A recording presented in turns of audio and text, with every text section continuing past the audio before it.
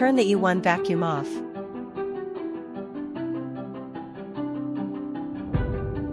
Remove the floor brush head from the telescopic tube.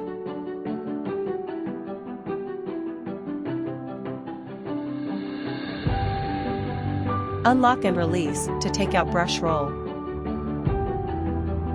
Remove the brush roll and clear debris. Wipe brush roll chamber with a clean cloth.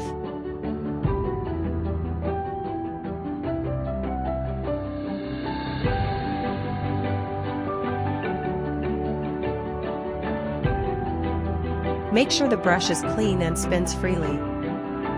Check suction channel for clogs. Reinstall brush roll and lock.